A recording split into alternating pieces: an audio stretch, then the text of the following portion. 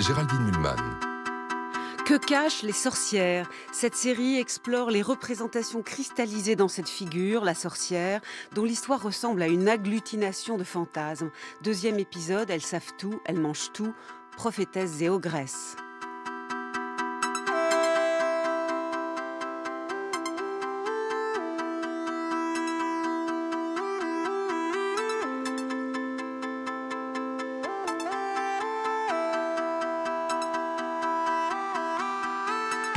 Obsession à l'égard de la sorcellerie dans la période allant du 15e au 17e siècle en Europe et en Amérique du Nord. Nous en avons parlé dans le premier épisode et c'était les femmes majoritairement qui étaient accusées, pendues ou brûlées vives.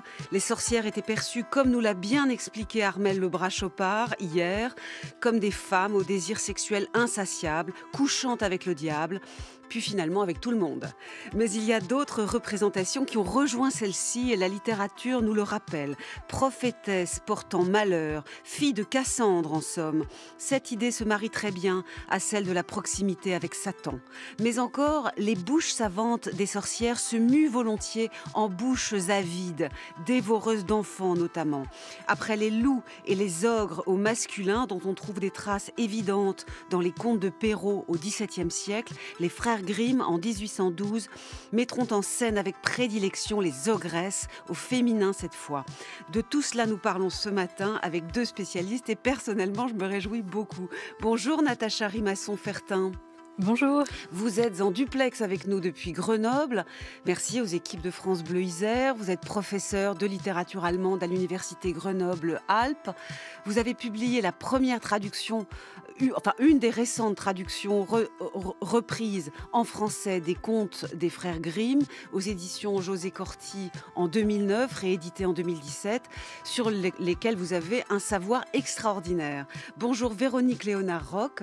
Bonjour. Vous êtes professeur en littérature comparée, vice-présidente de l'Université de Bretagne occidentale, en charge du pôle recherche, sciences humaines et sociales. Vous avez notamment co-dirigé avec Philippe Ménard un collectif passionnant paru chez Quimay en 2015, Cassandre, figure du témoignage. Eh bien, partons de Cassandre justement, bien représentée par Jean Giraudoux comme celle qui, à la conviction d'Andromaque que la guerre de Troie n'aura pas lieu, s'oppose fermement. La guerre aura lieu, nous dit Cassandre.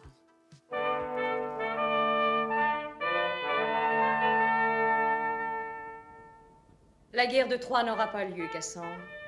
Je te tiens un pari, Andromaque. Cet envoyé des Grecs a raison. On va bien le recevoir, on va bien lui envelopper sa petite Hélène et on la lui rendra. On va le recevoir grossièrement. On ne lui rendra pas Hélène. Et la guerre de Troie aura lieu. Oui, si Hector n'était pas là. Mais il arrive, Cassandre. Il arrive. Tu entends ces trompettes? En cette minute, il entre dans la ville, victorieux. Je pense qu'il aura son mot à dire. Quand il est parti, voilà 3 mois, il m'a juré que cette guerre était la dernière. C'était la dernière. La suivante l'attend. Cela ne te fatigue pas de ne voir et de ne prévoir que l'effroyable? Je ne vois rien, Andromaque. Je ne prévois rien. Je tiens seulement compte de 2 bêtises, celle des hommes et celle des éléments. Pourquoi la guerre aurait-elle lieu? Paris ne tient plus à Hélène, Hélène ne tient plus à Paris. Il s'agit bien d'eux. Il s'agit de quoi? Paris ne tient plus à Hélène. Hélène ne tient plus à Paris. Tu as vu le destin s'intéresser à des phrases négatives? Je ne sais pas ce qu'est le destin. Je vais te le dire. C'est simplement la forme accélérée du temps. C'est épouvantable. Vous entendez là la première scène de La guerre de Troie n'aura pas lieu, cette pièce de Jean Giraudoux de 1935 qui a été ici adaptée par André Beucler pour la RTF en 1952. Elle tient bon, mais elle est très calme, Cassandre, elle est presque raisonnable. Est-ce, disons, un accent particulier que Giraudoux a voulu mettre dans ce personnage par rapport aux mythes antiques et aux représentations anciennes? Qu'en pensez-vous, qu'en savez-vous, Véronique Léonard-Roch? Oui, absolument. Elle est complètement raisonnable. Elle paraît détachée, hein, elle paraît à distance des événements. En fait, elle est dans une lecture analytique de la situation. Et en cela, toute faculté de divination a disparu, hein. Mmh. Elle est Heu, moins perchée, aurait-on tendance à dire, que dans les représentations de l'Antiquité. Mais quand même, en même temps, quand Cassandre annonce la guerre de Troie, personne ne la croit. Bon, on va expliquer pourquoi, parce qu'un sort lui a été jeté. Elle sait tout, mais personne ne la croit jamais. mmh. Mais quand même, elle est, disons, ferme. Est-elle excitée? Est-elle possédée, la vieille Cassandre, celle de Mmh. l'Antiquité, par rapport à celle de Giraudoux? Elle est tout simplement habitée du dieu, hein, en position de divination. Le dieu s'empare d'elle et elle est en extase, elle sort d'elle-même, elle n'est plus qu'un canal de communication. Oui. En fait, sa divination est intuitive, elle est dérivée. Mmh. Donc la figure est passive, au sens où elle reçoit ce que le dieu lui imprime et fait d'elle, elle est assujettie à lui. Cela se passe dans la douleur. C'est ce qui peut expliquer en effet cet aspect perché dont vous parliez, c'est-à-dire qu'elle crie, elle Ah gémit, oui, elle dans est... Homère, c'est clair, elle Pas crie. Homère, Non, alors où après? Parce chez qu'au départ Échille, quand même, hein. Non, non, elle n'est pas du tout inspirée chez chez Homère. Homère, elle n'est Ah, pas d'accord, prophétesse encore. d'accord. Il n'y a aucun lien à Apollon. Chez Homère, elle va simplement, elle est la première à voir, mais parce qu'elle a le regard perçant, elle voit son père qui ramène le cadavre de son frère Hector et Mmh. elle appelle la cité au deuil et à gémir. Donc en fait, à partir de là, on a le motif de l'œil acéré, mais il y a aucune, comment dire, il y a aucun sur rationnel ou suprarationnel, hein. Elle est simplement celle qui voit bien et qui voit loin. Comme chez Giraudoux. Alors, comme chez Giraudoux, simplement Giraudoux, voilà, tout simplement le contexte a changé, les paradigmes ont changé, les cieux sont vides désormais, on est dans Ouais. l'entre-deux-guerres. Il n'y a plus de garantie de transcendance et d'ailleurs, s'il y a des dieux dans la pièce de Giraudoux, ils n'ont aucune action, enfin, ils n'ont aucun effet sur l'action, hein. Mmh. En fait, ce sont des espèces de pantins, hein, mais sans aucune force sur l'action dramatique. L'action dramatique, ce sont les hommes, hein, Mmh. qui la font. Et Cassandre est simplement celle qui décrypte avec toute sa lucidité, qui fait bon usage de sa raison et de son sens critique et lucidité que les autres ne veulent pas entendre parce que son discours, qui est un discours enfin, qui annonce la catastrophe, est un discours qui dérange. Bon, en fait, elle s'est refusée à Apollon, si j'ai bien compris. Donc au départ, il lui avait donné un don parce qu'il l'aimait bien, celui de tout savoir. Mais comme elle se refuse à lui, il ajoute un sort: personne ne t'écoutera jamais. Mm. Donc, elle devient elle devient une figure du malheur. On a l'impression que le malheur ne vient pas du destin et elle le sait à l'avance, mais c'est elle qui la porte. Donc c'est une figure féminine Mm. de la promesse de malheur, comme si c'était elle qui le produisait, ce malheur. C'est ça? Non, parce que en fait, elle est simplement celle qui se trouve en surplomb du temps, hein, Mais elle n'est pas dans perçue comme ça, l'Antiquité. comme celle, la Si, méchante? elle est perçue comme un Oui, oiseau de mauvais augure, voilà. mais en fait, elle ne l'est pas fondamentalement. Elle est celle qui dit vrai. Mhm. En fait, elle est la sage, hein. Dans l'Antiquité grecque, elle est l'alétomantis, hein, c'est-à-dire la prophétesse véridique. Elle est une figure de la vérité, hein. Mhm. Et en fait, c'est la vérité qu'elle annonce qui dérange, hein. Oui, alors ce point sur la vérité, j'ai un peu cherché, bon, c'est vrai que j'aime beaucoup les contes, j'ai cherché des figures, par exemple chez Perrault, puis chez Grimm, de savantes comme ça, chez les sorcières, qui ne seraient jamais crues et qui du coup passeraient pour celles qui apportent le malheur, alors que normalement elle ne fait que le relater. Mhm. Alors, Natacha Rimasson-Fertin, vous allez nous éclairer là-dessus. Y a-t-il des sorcières de ce genre? Moi, j'en vois juste peut-être une. C'est Pierre Péju, que nous recevrons demain, qui dit dans la petite fille dans la forêt des contes que dans Blanche-Neige, par exemple, la marâtre sait toujours où retrouver Blanche-Neige. Elle part dans la forêt, elle s'égare, mais en fait, la marâtre sait la retrouver. Là, je trouve qu'on a une figure du savoir dans cette sorcière-là. Est-ce banal ou est-ce exceptionnel? C'est Cassandre des contes populaires. Alors, c'est intéressant parce que cette sorcière, elle est quand même bien aidée par son fameux miroir, hein. C'est vrai. Elle le sait pas toute seule. Elle le sait pas toute seule. Et alors, c'est amusant parce qu'il y a, c'est un personnage assez complexe finalement, les sorcières chez les frères Grimm. On aura plein de facettes qu'on va voir, mais peut-être pour rester sur celle qui sait tout. Euh, c'est- on a un personnage, alors c'est un conte qui est assez peu connu, où on a un personnage féminin qui n'est pas désigné comme sorcière, mais qui a un livre magique. Et en fait, le point commun avec la sorcière de Blanche-Neige, c'est la médiation par l'objet. En fait, on Qui est est obligé. masculin, non? En fait, je veux dire, le miroir, excusez-moi, mais il est Le miroir est genré ou pas? masculin. Alors, bah, il est neutre en Et le allemand parce livre qu'il a un aussi? petit Non? diminutif. Alors, c'est Der Spiegel comme l'hebdomadaire, mais c'est Spieglein. Et le livre, c'est neutre aussi. Donc là, on ne peut pas vraiment D'accord. s'appuyer sur le genre des objets. En tout cas, voilà, on a une médiatisation du savoir qui est incarnée par un objet dans ce genre de personnage. Bon, donc il n'y a pas vraiment l'équivalent de Cassandre, celle qui sait tout et qui passe pour un oiseau de malheur, dans les figures populaires européennes de sorcières, disons, à partir de la fin, à la fin du Moyen Âge. On n'a pas Ça ça. serait à creuser, mais à première vue, Bon, bon. Mais chez les Grecs, c'est une obsession. Alors, il y a quand même des prophétesses de plusieurs sortes.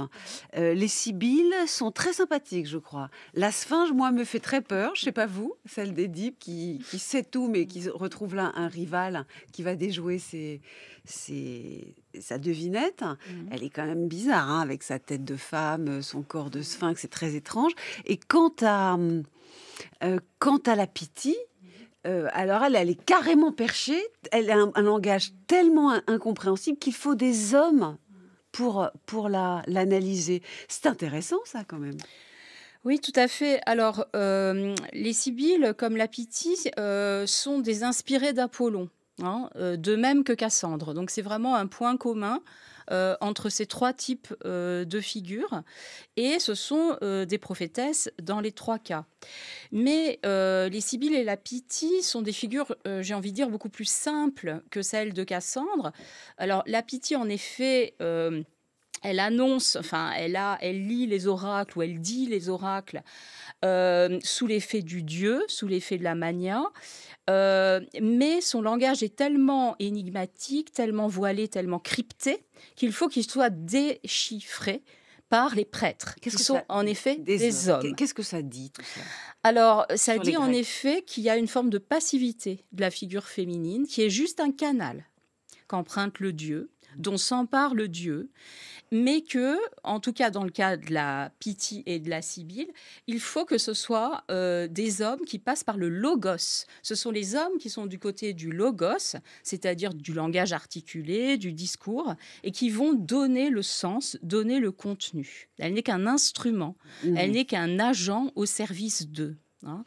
Et la différence avec Cassandre, c'est que la Cassandre d'Échille est un personnage beaucoup, beaucoup plus complexe et plus profond, parce qu'elle passe par la même phase que la Pythie, cette phase de l'extase, hein, de la transe, dans laquelle elle s'exprime par gémissement, par onomatopée, par cri. C'est un langage quasi animal, hein, qui est un langage de la déliaison, qui n'est pas un langage de la raison, pour le coup.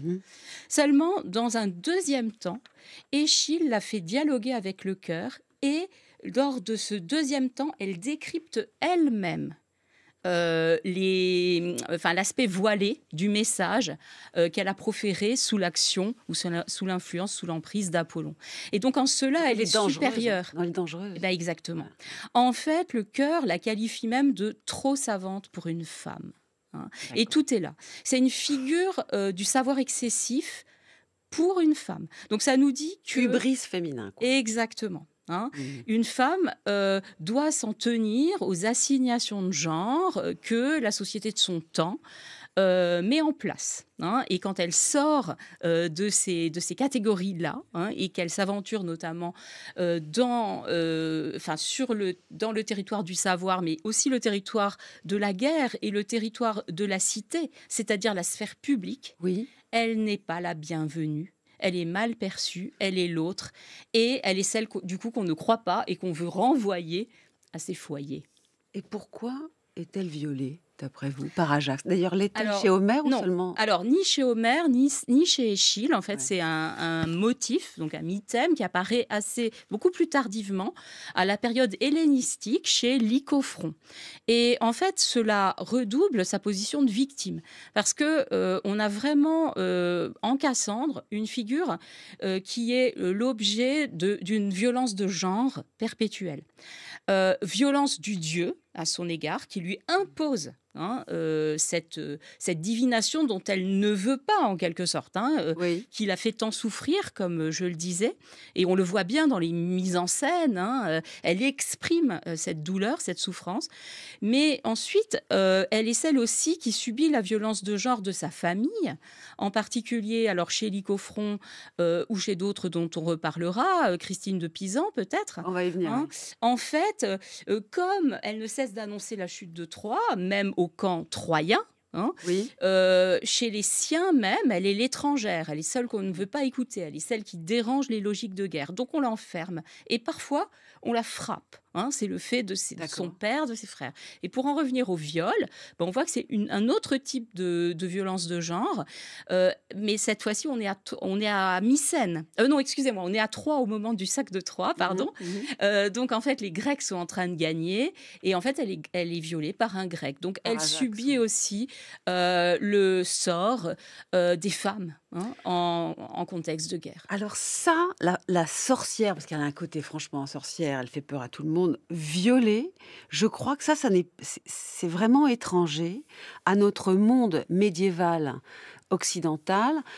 Hier, nous avons appris à quel point les sorcières étaient perçues du 15e au 17e siècle comme les putains du diable, donc celles qui couche avec le diable et avec tout le monde. C'est plutôt la figure du désir sexuel que du viol passif et brutal sur elle. Est-ce que dans la littérature des contes, alors il y a eu des gens évidemment avant Perrault, il y a eu notamment cet incroyable Italien Giambattista Basile qui avait déjà anticipé le Petit Poucet, qui avait Hansel et Gretel, mais aussi La Belle au bois dormant au milieu du XVIIe siècle. Mais est-ce que dans les contes, jusqu'au Grimm, on a des sorcières violées ou c'est un impossible tant elles sont puissantes? Natacha Rimasson-Fertin.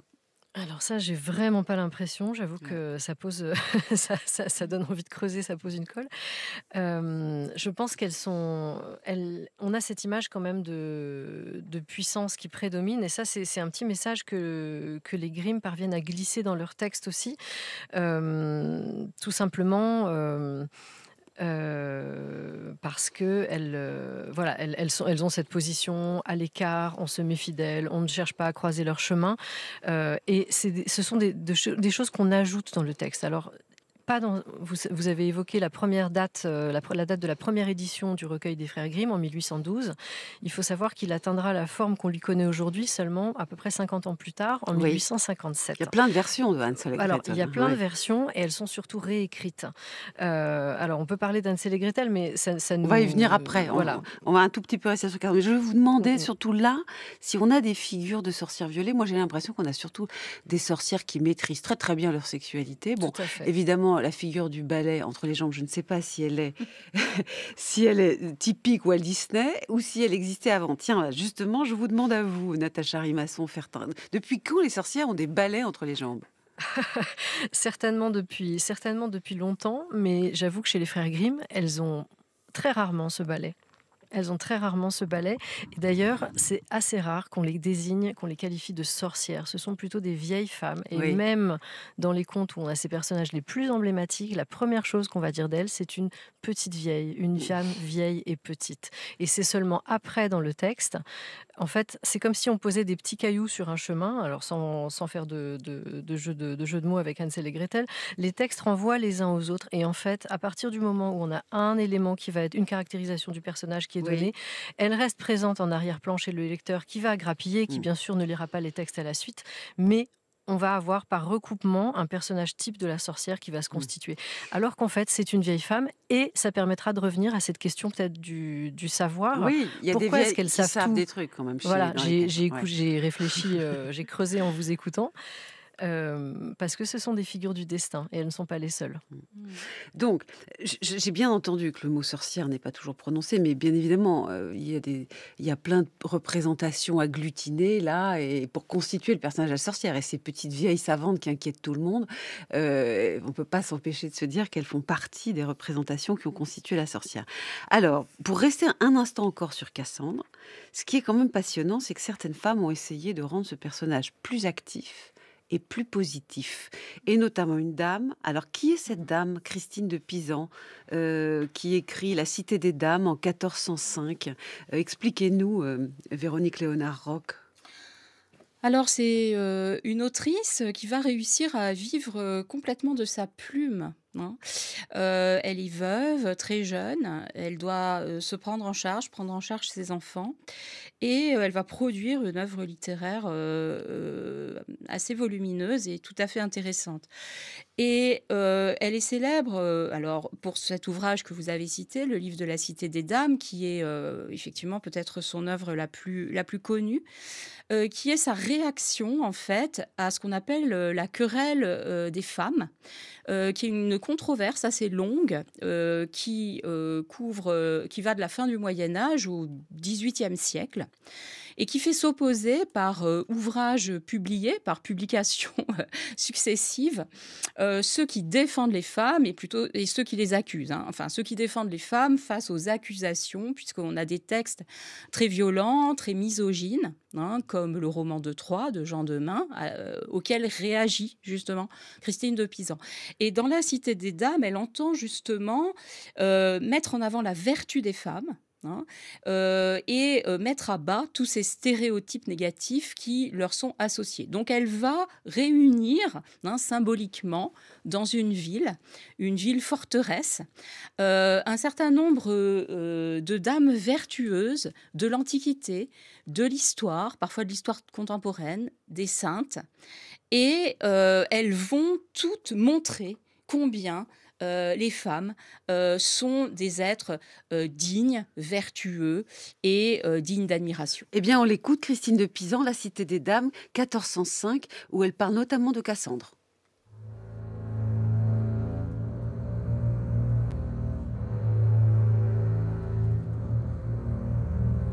Cassandre, cette noble vierge troyenne, fille du roi de Troie Priam et sœur du preux Hector, elle qui fut si instruite qu'elle n'ignorait aucun art, ne fut-elle pas, elle aussi, prophétesse? Comme cette jeune fille refusait toujours de prendre époux quelque grand prince qu'on lui offrit, et qu'elle prévoyait tout ce que l'avenir réservait aux Troyens, elle en conçut une profonde détresse. Dans toute la période qui précéda cette boucherie entre Grecs et Troyens, plus elle voyait fleurir les fortunes de Troie et sa magnificence, plus elle pleurait, se lamentant et menant grand deuil. À contempler la splendeur et la richesse de sa cité, la beauté et la renommée de ses frères, le noble Hector si valeureux, elle clamait sans cesse les grands malheurs qui ne manqueraient pas de se produire. Lorsqu'elle vit éclater la guerre, ses pleurs redoublèrent. Elle criait, pleurait, harcelait sans cesse son père et ses frères, leur demandant pour l'amour du ciel de faire la paix avec les Grecs, car sinon, cette guerre les détruirait immanquablement. Toutefois, comme elle ne cessait de se lamenter, et à juste titre, car elle ne pouvait taire un tel désastre et tant de malheur, son père et ses frères la battirent à maintes reprises, disant qu'elle était folle. Tout cela ne la réduisit point au silence, car même la menace d'une mort certaine ne l'eût point fait taire. Pour avoir la paix, ils décidèrent de l'enfermer dans une chambre éloignée de tous, afin que ses cris ne leur percent plus les oreilles. Pourtant, ils auraient mieux fait de la croire, car tout ce qu'elle avait prédit finit par arriver. Ainsi, ils se repentirent à la fin, mais ce fut trop tard pour eux.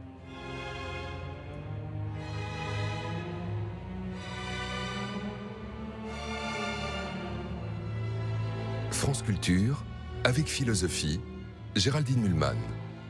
Nous parlons des prophétesses et des ogresses ce matin. 2 représentations classiques de la sorcière qui en fait nous parlent de beaucoup de choses liées aux femmes, mais pas seulement.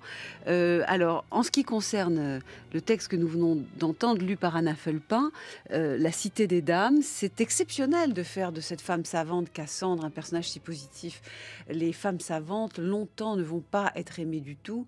Il n'y a qu'à voir même ce que Molière en fera au XVIIe siècle. Donc, c'est rarissime et ça n'a pas tellement marqué, diriez-vous, Véronique Léonard-Roch. Alors, effectivement, chez Christine de Pisan, on a cette insistance, hein, elle fut si instruite qu'elle n'ignorait aucun art. Donc c'est un savoir total, mais l'originalité par rapport à Échille, hein, ou à l'Antiquité grecque, c'est qu'en fait, ce savoir, il est dû à l'étude. Hein.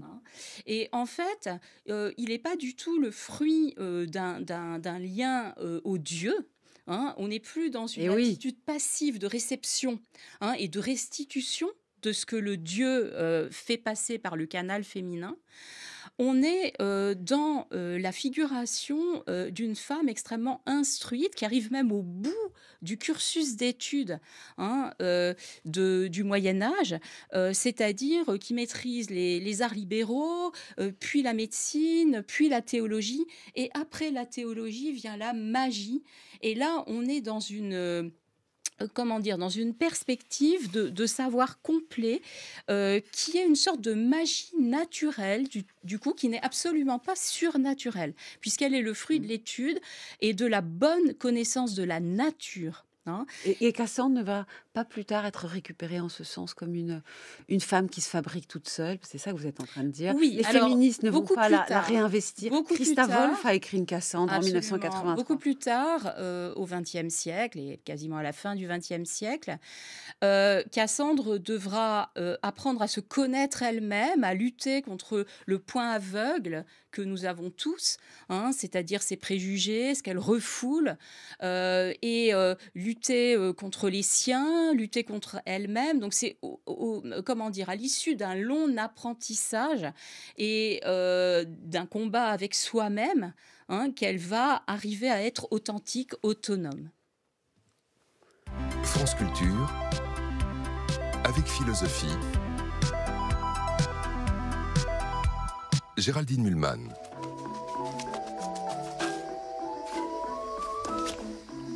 Je m'appelle Kirikou.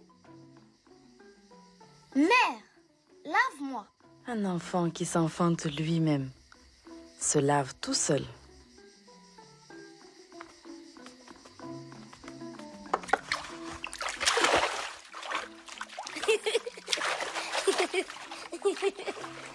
Ne gaspille pas l'eau. Karaba la sorcière a asséché notre source.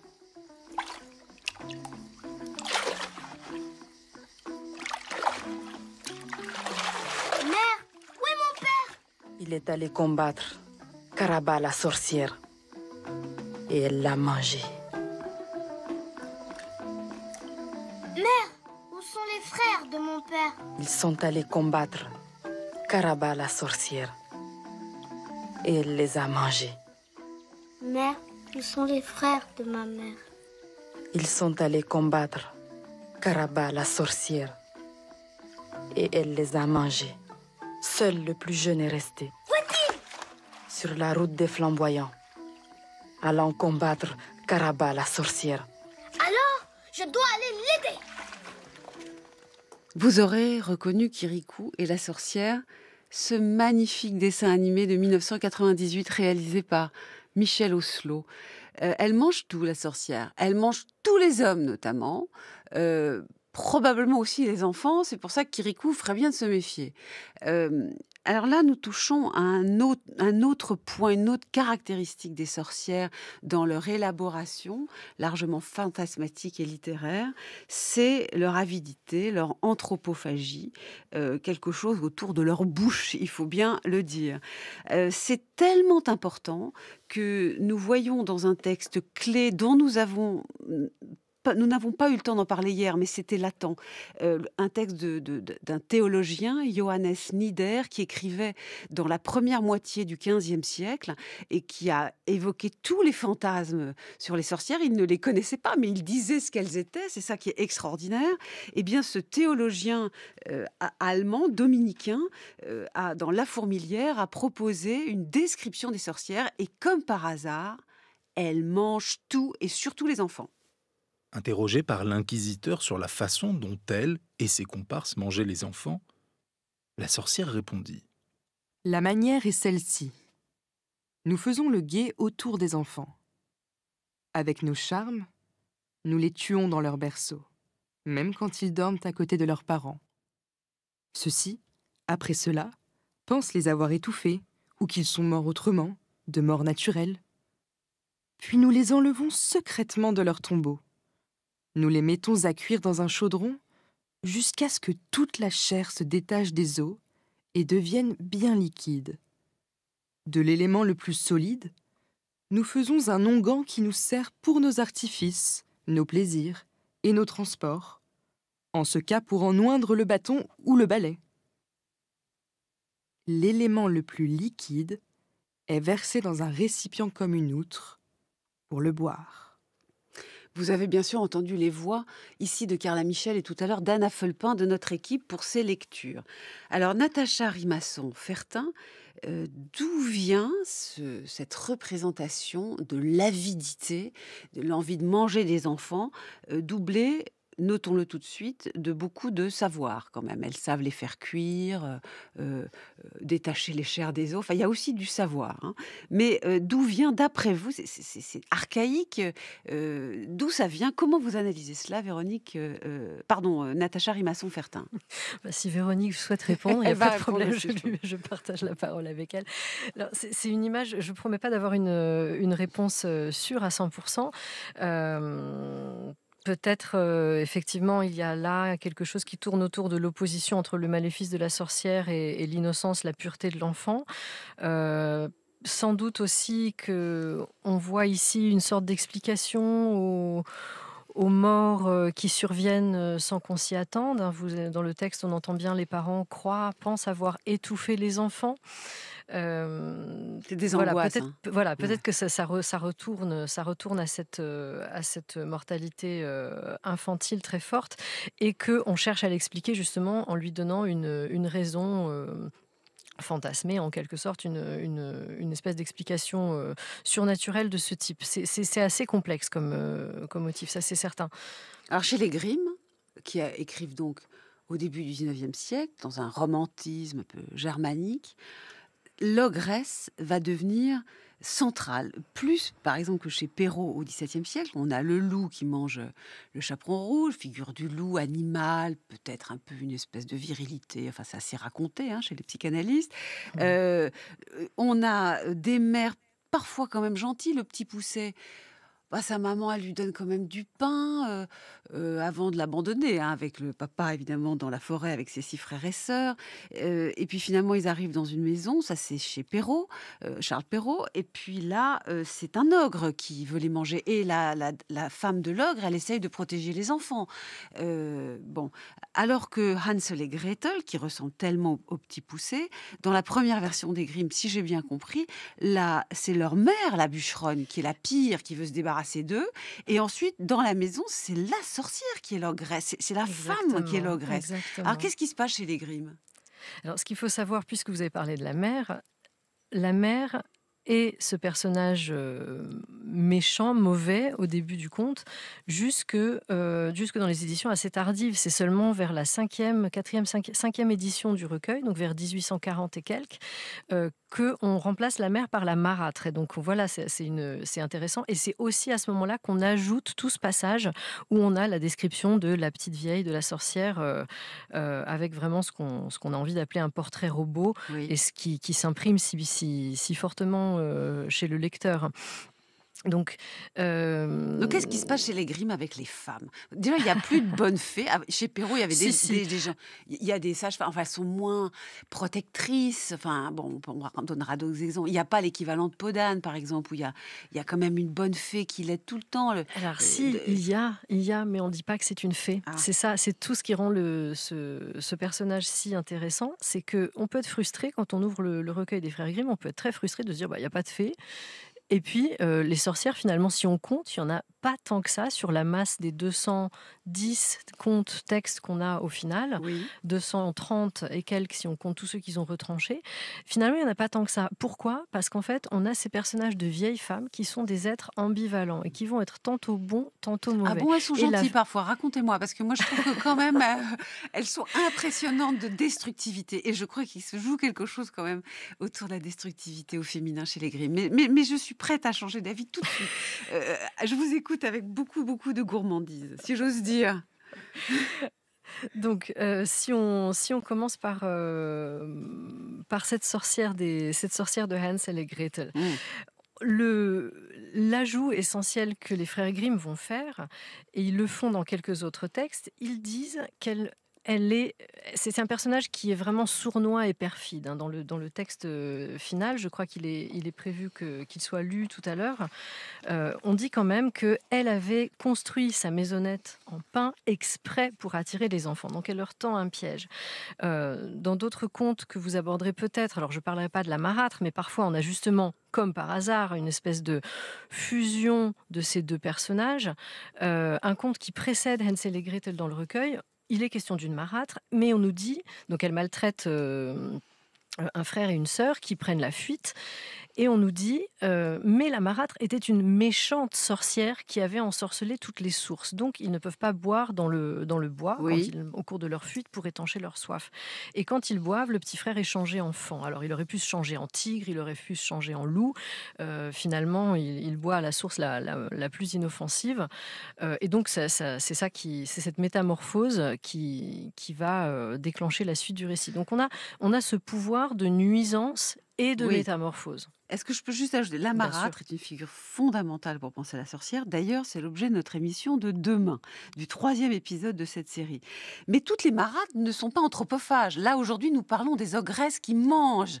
Et par exemple, dans Cendrillon, qui est un conte commun à Perrault et au Grimm, il y a une figure de marâtre, elle n'est pas anthropophage. Par contre, dans Blanche-Neige, qui est typique des Grimm, la méchante marâtre, elle demande à son garde-chasse de lui livrer Blanche-Neige pour manger son cœur et ses poumons. Et puis il va lui livrer un marcassin. Elle veut le manger, mais c'est fou. Je me permets de corriger, le cœur, ça intervient après, parce que c'est une image plus noble. Au départ, elle veut manger ses poumons et son foie. Ah, pardon. C'est encore moins appétissant. Oh, je sais pas. Je sais pas. Ça, c'est votre point de vue personnel.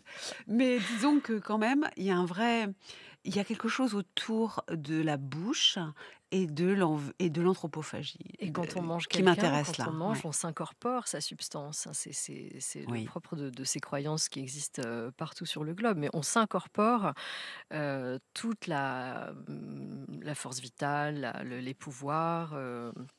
Donc ça, c'est extrêmement répandu, et pas seulement le propre de cette sorcière ogresse. Alors, Véronique Léonard-Roch, l'idée de l'envie de manger et d'assimiler, d'un point de vue, par exemple, freudien, il n'y a aucun problème pour le lier à une pulsion d'emprise et de savoir. Assimiler, savoir, manger, etc. Est-ce que vous diriez qu'il y a un résidu dans ces sorcières anthropophages du mythe de la femme trop savante? Négatif, hein?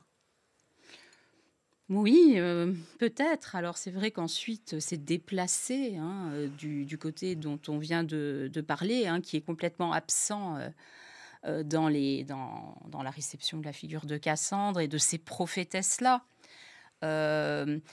En revanche, on va retrouver concernant Cassandre à certaines époques, c'est-à-dire à l'époque médiévale, à partir du XIVe siècle et au XVe siècle, on va retrouver les représentations de la sorcière dont on a pu parler hier, Cassandre, elle est du côté de la fiancée de Satan, hein. Elle est celle qui a pactisé avec le diable, et elle est du côté de la magie noire. Donc évidemment, elle est complètement négative. Mais c'est vrai qu'on retrouve l'insatiabilité. Dans l'épisode premier de cette série, elle était surtout sexuelle pour parler des représentations médiévales de la sorcière qui couche avec le diable et avec tout le monde, une espèce d'insatiabilité sexuelle. Et puis s'agglutine dans cette représentation, se mêle à elle l'idée de l'insatiabilité en termes de connaissances et de l'insatiabilité qui fait qu'elle mange tout, quoi. Mais je pense que pour Cassandre, ce qui domine, c'est la parole. C'est la parole qui dérange. Oui, c'est la bouche encore. Hein. C'est la bouche. Ouais. Et tout à l'heure, à un moment, vous avez dit figure de puissance, femme puissante. Je voudrais m'inscrire en faux. Ah bah je vous en prie, j'adore ça. C'est parce que, allez-y, inscrivez-vous. En fait, sa parole est inefficace. Hein. Elle ne pèse jamais sur l'action. Et alors, ça peut être justement le fruit de cette malédiction apollinienne dont on n'a pas tout à fait parlé, hein, qui est prêtée à Échille. Hein. Elle se serait refusée, que lui prête Échille, pardon. Elle se serait refusée à Apollon après avoir accepté ses avances. Et du coup, hein, le châtiment, c'est d'être absolument jamais cru. Hein. Oui, mais comme mais là, la représentation, c'est que c'est elle qui produit le malheur. Vous savez bien que la représentation peut-être masculine de Cassandre, c'est que c'est elle qui produit le malheur. Oui, alors, si ce n'est qu'après coup, on reconnaît qu'elle avait raison. Mais c'est toujours après coup. Et quand c'est trop tard, et quand le désastre a eu lieu. Hein. Alors, il y a une autre femme de l'Antiquité qui pourrait être un peu la préfiguration des anthropophages sorcières. C'est Médée. Alors, Médée ne mange pas ses enfants, mais elle les tue. Et par ailleurs, Médée fait quand même des drôles de choses. Donc, chez Euripide, elle a déjà découpé son frère en morceaux pour fuir et laisser son père loin, essayer de rassembler les morceaux. Voilà, donc elle aime bien découper en morceaux. Hein. Et après, et plus tard, pour venger Jason de son oncle, elle suggère aux filles de cet oncle de le découper en morceaux, de le mettre dans une marmite, quand même, et elle affirme que sortira un joli petit chevreau, ce qui évidemment ne se produira pas. Donc il y a quelque chose chez Médée qui préfigure la marmite, où on découpe des gens en morceaux. Certes, on n'avale pas les morceaux. Oui, Médée, de toute manière, le monde grec antique lui prête une filiation avec Hécate, hein, qui est la déesse, la divinité patronne des sorcières. Hein. Donc, elle a dans sa famille voilà, un certain nombre de figures féminines de la nuit, dont Hécate. Et c'est tout particulièrement chez Sénèque, d'ailleurs, que va être développée cette représentation fantasmatique de la femme qui, sur scène, hein, va, utiliser ses pouvoirs en termes de secret de la nature pour renverser le temps et pour empoisonner sa rivale. Hein. Je dirais que effectivement, Euripide a mis en place ou a popularisé cette image de la figure de Médée qui découpe en morceaux ses ennemis, mais c'est vraiment Sénèque qui va lui donner toute sa force scénique. Hein, dans l'incarnation sur scène de cette figure, pour le coup, de puissance. Alors là, on est complètement dans la puissance, une puissance que n'avait pas Cassandre. Alors, on va finir l'émission sur les Grimm quand même. Natacha Rimasson-Fertin, vous en êtes la spécialiste. Et pour introduire ce dernier moment où nous revenons vers l'univers des sorcières ogresses de Grimm, écoutez cet extrait de Hansel et Gretel.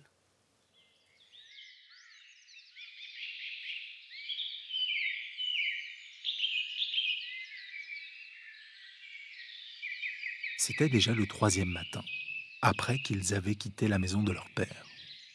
Ils se remirent à marcher, mais ils ne faisaient que s'enfoncer toujours plus profondément dans la forêt. Et si personne ne venait bientôt à leur secours, ils allaient mourir de faim. Quand il fut midi, ils virent un beau petit oiseau, d'un blanc immaculé, qui était perché sur une branche et qui chantait si joliment qu'ils s'arrêtèrent pour l'écouter. Et quand il eut fini de chanter, il battit des ailes et s'envola devant eux. Et les enfants le suivirent jusqu'à ce qu'ils arrivent à une petite maisonnette, sur le toit de laquelle l'oiseau se percha.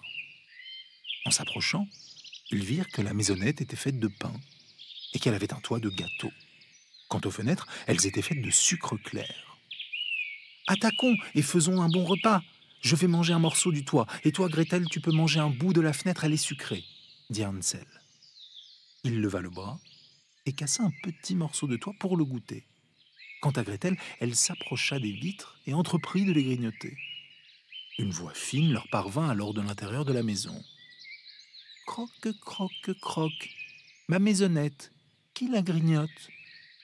Les enfants répondirent « C'est le vent, le céleste enfant !» tout en continuant de manger sans se laisser distraire. Hansel, qui trouvait le toit fort à son goût, en arracha un grand morceau. Quant à Gretel, elle démonta une vitre ronde tout entière, s'assit par terre et s'en donna à cœur joie. La porte s'ouvrit soudain, et une femme, vieille comme Mathusalem, qui s'appuyait sur une canne, sortit de la maisonnette à pas de loup. Hansel et Gretel furent si effrayés qu'ils laissèrent tomber ce qu'ils avaient dans les mains. La vieille faisait seulement semblant d'être gentille. En réalité, c'était une méchante sorcière qui guettait les enfants. Et elle avait construit la maisonnette de pain dans l'unique but de les attirer. Quand un enfant lui tombait entre les mains, elle le tuait, le faisait cuire et le mangeait. Et c'était pour elle un jour de fête. Les sorcières ont des yeux rouges et elles ne peuvent pas voir loin. Mais elles ont l'odorat très fin, comme les animaux. Et quand des humains s'approchent, elles le sentent. France Culture, avec philosophie, Géraldine Mühlmann. Lu par Riyad Kera, c'était un extrait de Hansel et Gretel des frères Grimm, dans votre traduction, Natacha Rimasson-Fertin. Alors moi, je ne sais pas où vous voyez de l'ambivalence, mais j'ai l'impression que cette vieille sorcière mangeuse d'enfants n'est que le mal, que la destructivité, qu'il n'y a précisément aucune ambivalence. Alors celle-là, là, je suis absolument d'accord avec vous. Oui. Je suis tout à fait d'accord avec vous. Et encore une fois, j'insiste là-dessus, c'est un ajout tardif. Donc Oui, là, oui. c'est un conte avec les enfants, donc on peut lui prêter une certaine valeur à la fois de mise en garde, mais on s'interrogeait justement en préparant l'émission sur la leçon. Qu'est-ce qu'il apprend, quel message délivre ce conte?